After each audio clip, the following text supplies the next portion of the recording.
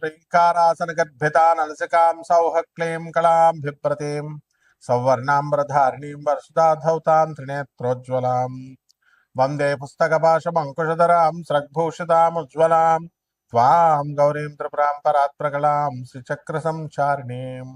ఓం శ్రీ బెజవాడ కనకదుర్గాదేవ్యై నమః. శ్రీ దుర్గామల్లీశ్వరాభ్యాం నమః.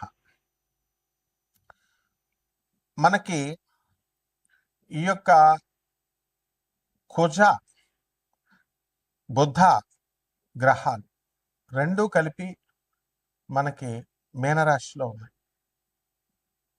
మరి ఇది మీనరాశిలో 11 ఏప్రిల్ 2026 సంవత్సరం నుంచి మీనరాశి ప్రవేశం జరిగింది. అదేవిధంగా ఈ యొక్క కుజుడు మీనరాశిలో 2 ఏప్రిల్ 2026 సంవత్సరం నుంచి ఉంటుంది. దీని వలన మొత్తం 12 రాశుల వారు కూడా ఏమండి మాకు చాలా అప్పుల బాధలు ఎక్కువైపోయినాయండి, ఆదాయాలు పెరగట్లేదండి, అప్పులు తీరట్లేదండి అని చెప్పేసి వాళ్ళు చాలా బాధపడుతున్నారు. అంటే ఈ యొక్క ఎందుకు ఈ రుణ బాధలన్నీ కూడా, మనం ఆదాయాలు పెరిగినా సరే మనం రుణ బాధలు మనం ఎందుకు తీర్చుకోలేకపోతున్నాం? ఇదంతా కూడా ఒక విధి విధానంలో మనకి మన కర్మ అన్నమాట, పూర్వజన్మ కర్మ. అది మనం ఎవరికైతే బాకీలు ఉన్నామో అటువంటి వాళ్ళందరికీ కూడా మనం దాన్ని ఈ రోజు కాకపోయినా రేపైనా సరే, రేపు కాకపోతే ఎల్లుండైనా సరే మొత్తం మీద తీర్చాల్సినటువంటి అవసరం మనకుంది. దీన్నే కర్మ సిద్ధాంతం అంటారు. ఆ కర్మే దేవుడు. కాబట్టి అప్పుల బాధలో ఉన్నటువంటి వాళ్ళు శీఘ్రగతిన మనం అప్పుల బాధ నుంచి పోవాలి అంటే ఏదో ఒక దైవ సంబంధమైనటువంటి ఉపాసన ఉండాలన్నమాట ప్రతి ఒక్కళ్ళకి కూడా. అది చాలామంది మనుషులు సాధారణంగా బాల్యంలో ఆటలతోనూ, కౌమారంలో అయిపోయిన యవ్వనంలో వీళ్ళందరూ కూడా స్త్రీలతోనూ సమయం వెచ్చించుకుంటారని జగద్గురు ఆదిశంకరాచార్యులు వారు చెప్తారు. అయితే యవ్వనంలో పిల్లలు, పెళ్ళిళ్ళు ఇవన్నీ కూడా పుట్టిన తర్వాత, పెళ్ళిళ్ళు అయిన తర్వాత వీళ్ళందరికీ కూడా మనకి ఒకటే అర్థం అవుతుంది ఏంటంటే అప్పటి నుంచి బాధ్యతలు పెరుగుతాయి. మనకి సంపాదించాలి, పిల్లలు పెద్దవాళ్ళు అవుతారు, తల్లిదండ్రులంతా కూడా వృద్ధులు అవుతారు. ఇక సంపాదన కావాల్సిందే ఆ వయసు నుంచి. కాబట్టి ఆ వయసులో వచ్చినప్పుడు మనకి మన ప్రయత్నాలు అన్నీ కూడా మనం పెడుతున్నప్పటికీ కూడా మనకి పని జరగట్లేదు. ఏదో రకమైనటువంటి అడ్డంకులు మనకు వస్తున్నాయి. మనకి ఏమిటిది, ఎందువలన నేను ప్రయత్నించినా సరే నేను ఈ యొక్క నా ప్రయత్నాలు సఫలం అవ్వట్లేదు అనేటటువంటి డౌట్ చాలామందికి ఉంటుంది. మరి దీని నుంచి పరిష్కార మార్గం అనేటటువంటిది ఒకే ఒక్క సాధన. ఆ సాధనే మనం శీఘ్రంగా ఇచ్చేటటువంటిది. ఈశ్వరుడు యక్ష రూపంలో చేసుకోవచ్చు, కృష్ణుడు, దత్తాత్రేయుడు, అమ్మవారు పార్వతీదేవి, దశమహావిద్యల్లో ఒకటైనటువంటి కమలాత్మిక అమ్మవారు, ఇలా దశమహావిద్యల ఉపాసన, వీటిల్లో ఇవన్నీ కూడా సంక్షిప్తంగా మనం ఏదో ఒకటి చేసుకుంటూ మనం ముందుకు వెళ్ళాలి. ఈ దైవ సహాయం వల్ల మనం చేసేటటువంటి ఈ పనుల నుంచి మనకి ఈ యొక్క గురువు యొక్క అనుగ్రహం, గురుమండల యొక్క అనుగ్రహం అనేటటువంటిది మనకు వస్తుంది. కాబట్టి మనకి శుక్రుడు ఈ యొక్క వృషభ రాశిలో 19 ఏప్రిల్ 2026 సంవత్సరం నుంచి మనకి ప్రవేశిస్తాడు. స్వక్షేత్ర గతుడు.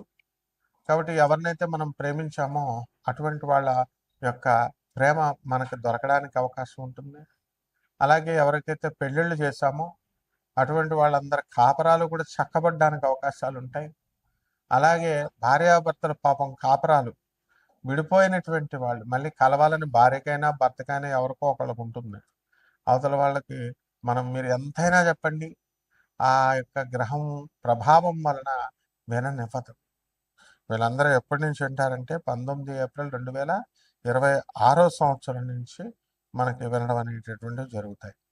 అదేవిధంగా ఈ యొక్క గురుడు మనకి 2/6/2026 సంవత్సరం నుంచి 31 అక్టోబర్ 2026 సంవత్సరం వరకు మనకి గురు మహాదశ, ఈ యొక్క గురు సంచారం జరుగుతుంది.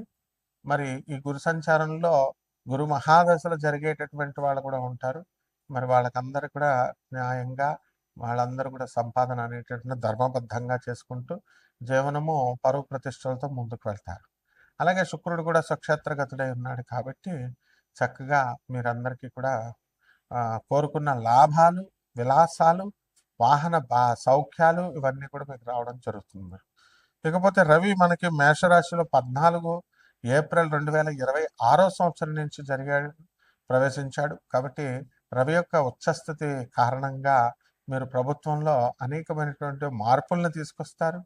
మీకు తర్వాత అనేకమైనటువంటి పనులు మీరు చేయగలుగుతారు.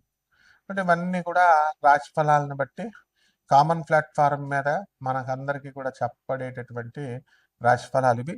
అలా కాకుండా చక్కగా మనము ఈ యొక్క గోచార రీత్యా కాకుండా వ్యక్తిగత జాతకాలు, మీరు ఎప్పుడు పుట్టారు, ఇవన్నీ కూడా మీకు ఎలా జరుగుతున్నాయి, ఇవన్నీ కూడా మనం చూసుకుంటాం. కాబట్టి అటువంటి వాళ్ళకందరికీ కూడా date of birth, time of birth, place of birth ఈ 3 కూడా చాలా అవసరం ఉంటుంది. వాటిని బట్టి మనం చక్రాన్ని వేసి నాసా లైవ్ రిపోర్ట్స్ అనేటటువంటివి రిలీజ్ చేస్తుంది నాసా. దాని నుంచి మనము వాటిని కొరలేట్ చేస్తూ మనం చక్కగా వాటి యొక్క సహాయంతో మనము మీ జీవితంలో జరిగేటటువంటి ప్రతి సంఘటన ఈ 12 రాశుల మీద ఇప్పుడు ఈ మధ్యకాలంలో జరిగేటటువంటివన్నీ కూడా మనం చెప్పడానికి ప్రయత్నిస్తాం. అంటే ఒక్కొక్క రాశి వారీగా మీకు ఏ విధంగా ఉంది అనేది మనం ఈ వీడియోలో చూద్దాం. వృశ్చిక రాశి, ఈ వృశ్చిక రాశి వారికి అందరికీ కూడా కాస్త మనశ్శాంతి అనేటటువంటిది ఈ మధ్యకాలంలో వస్తూ ఉంటుంది. అష్టమంలో ఉన్నటువంటి గురుగ్రహ ప్రభావం వలన ఇంతవరకు కూడా చెడ్డవాళ్లతో సహవాసం చేయడము, తర్వాత దూరాలోచనలు, దురాశతో పెద్ద పెద్ద ఆలోచనలు, పెద్ద పెద్దగా ఇలా చేయాలి అలా చేయాలని ఆలోచిస్తూ ఉంటారు. ఆలోచనలు తప్పు లేదు, కానీ సరైనటువంటి పర్సన్స్ని పట్టుకోకుండా మీరు డూప్లికేట్లను పట్టుకున్నట్లయితే వాళ్ళ వల్ల మీరు లాస్ అవ్వడానికి అవకాశం ఉంటుంది. ఉదాహరణకి మీ అమ్మాయిని అమెరికా పంపించాలంటే ఆ కాలేజీ ప్రైవేట్ కాలేజ్, అందులో ఉన్నటువంటి లెక్చరర్ క్యాంపస్ ఇంటర్వ్యూకి వచ్చినాడు, వాడు మామూలుగా చేసేసి వెళ్ళిపోతాడు అంతే, వాడి కంపెనీతో సంబంధం లేదు ఆ కాలేజ్తో. సో నేను ఇప్పించేస్తాను అది వాళ్ళు ఇచ్చేది కాదు, ఇంటర్వ్యూలు అనేటటువంటివి వాళ్ళు రొటీన్గా కంపెనీ కండక్ట్ చేస్తుంది. అలా చేసి కొంచెం ఈ యొక్క వాళ్ళు ఉన్నారని చెప్పి తల్లిదండ్రులు కొంచెం భ్రమలో పడడం ఇలా జరుగుతూ ఉంటాయి. కాబట్టి ఈ టైప్ ఆఫ్ ఇది కాబట్టి మనం జాగ్రత్తగా అలాంటివి ఏమి కాదు. అర్ధాష్టమ రాహువు దురాశను చూపిస్తాడు, మనశ్శాంతి లోపాలని కలిగిస్తాడు.